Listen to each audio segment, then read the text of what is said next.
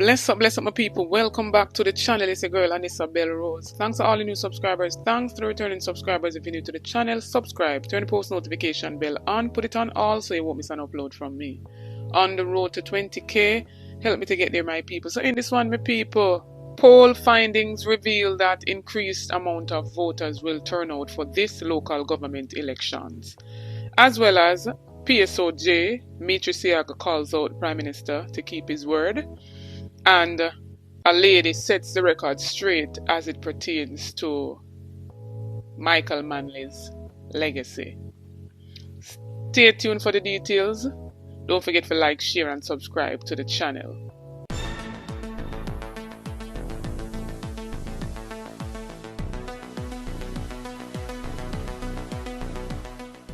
Some people, a Dan Anderson poll was done and same has revealed that 38% of people will turn out to vote in these local government elections.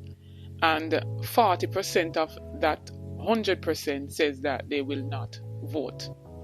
This poll was done on 1,015 persons who are at the age to vote. And this is a basically 8% increase compared to the last 3 local government elections turnout. And in 2007, they had a 37.92% turnout for the local government elections. 2012, they had a 34.73% turnout, and 2016, they had a 30.06% turnout. So compared to 2016 until this local government is due, the voter turnout will be increased by 8%. Some people are talking that their decision will be based on national importance.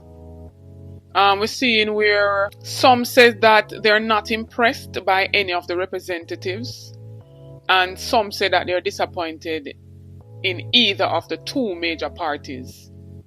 Some of them saying that they're not getting any personal benefits, and so those 40% said that they will not vote in the local government elections.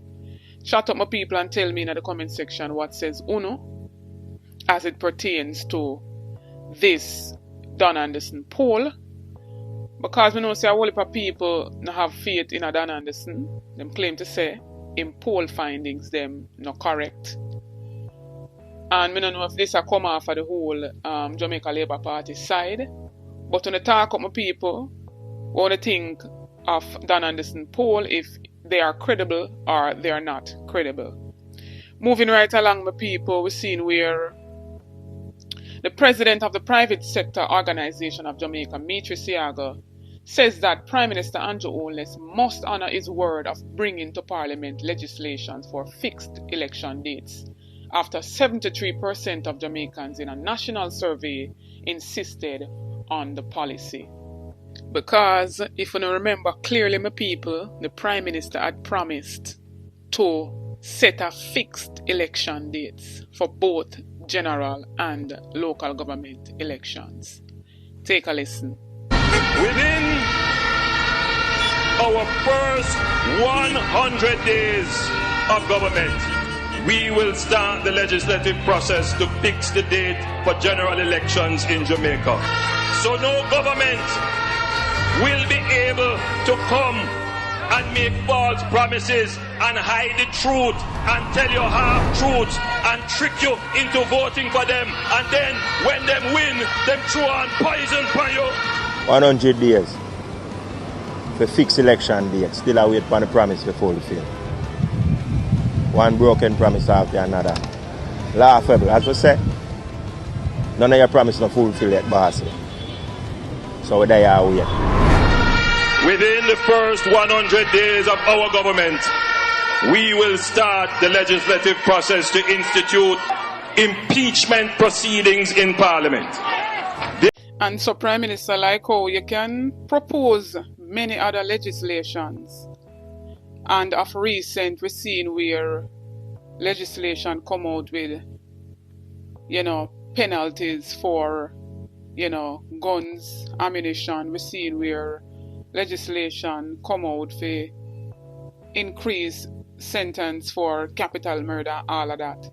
We're seeing you also propose legislation for the whole hate speech and all of that. So the people are waiting on this legislation for the fixed election dates.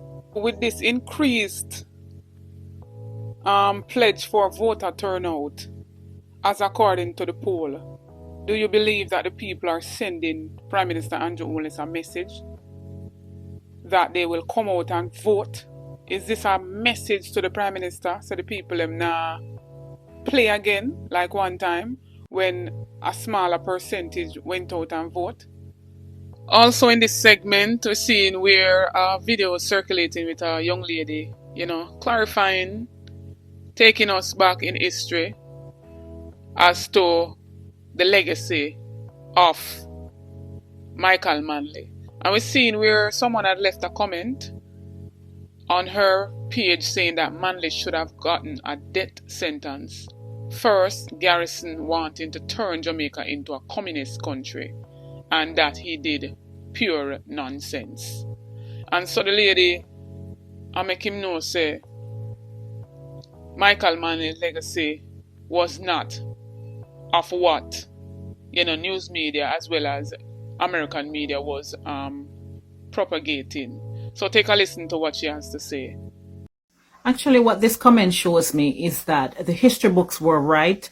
The intense propaganda that took place during the 1970s under the Manley administration was highly successful in propagating this message that Jamaica was moving towards communism, when nothing could be further from the truth. Democratic socialism is not the same as communism, but the aided by the Gleaner, and I'm referencing now from what the history books say. The history books say that international media and locally the Gleaner, right, had an intense campaign of misinformation and disinformation to paint Manley's policies as communism. And of course, he didn't help his case by aligning with Cuba and the Soviet Union. That just led credence to those rumors. But nothing about that was true. But obviously, a lot of people believed it. So let me read an excerpt from what one of the books says. During the 8.5 years of the Manley government and 6 years of democratic socialism, Jamaica emerged in the 1970s as a leading country in the third world. The government's bauxite policy received wide support from a majority of Jamaicans, support that seemed to stretch across most, if not all, classes. Only the capitalist elite was outraged by the bauxite tax. Prime Minister Manley's fight with the bauxite companies and the U.S. government and his role in the formation of the IBA brought Jamaica high praise from many other global South countries similarly subject to foreign economic domination, uneven terms of trade, and economic dependence. Okay. While the policies of democratic socialism led to some success for a brief period in education, health and welfare, and in foreign affairs, they did not reduce the powerful influence of the capitalist class, improve Jamaica's economy, or reduce its economic dependence. The PNP's embrace of democratic socialism not only instilled fears among the capitalist class, but also produced an unfavorable investment climate in the country.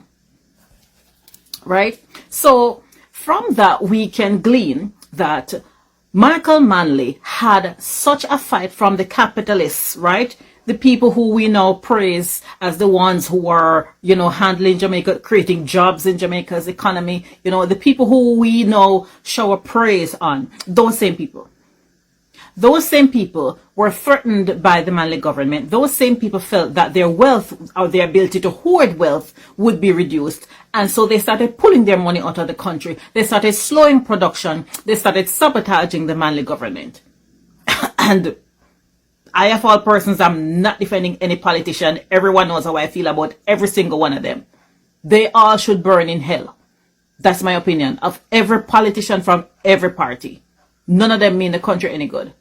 But at the same time, the facts do not support what people say, the propagandists say about Michael Manley and communism. The history books don't support that.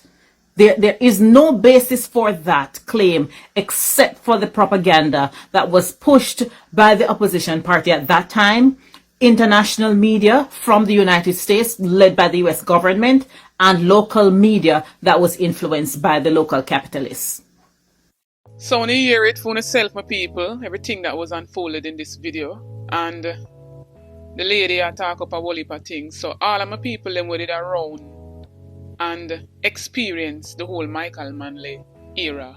Wanna jump on the comments in the comment section and talk up the things them. As well as wanna make me know what I think of the Psoj, Mr. Seago, calling out the Prime Minister for fulfilling promise of over 7 years ago for making the election dates fixed. We want a fixed date for no so well a such and such a election. No one person shouldn't have the election dates in a them head alone or close to them heart and don't even want to speak it. Right? We've seen where they had the annual conference for the Jamaica Labour Party and the Prime Minister didn't even come and speak the election dates. And right now the time is winding down. We're looking at 2024 in space of a little over a week.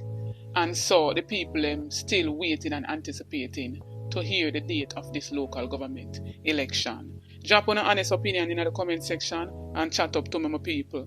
Don't forget to like, share and subscribe to the channel. Go over to my other platform, Instagram and Facebook, and follow me over there at Anisabel Rose. Check out the YouTube store, make a purchase, it goes in support of the channel. Check out the YouTube membership. You get a lot of benefits by becoming a member. We do notifications, shout out in each and every video to be a part of that.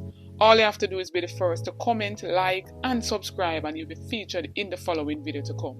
This notification shout out goes to Jackie2889. Big up yourself, Jackie. Thanks for the continued support from each and every subscriber.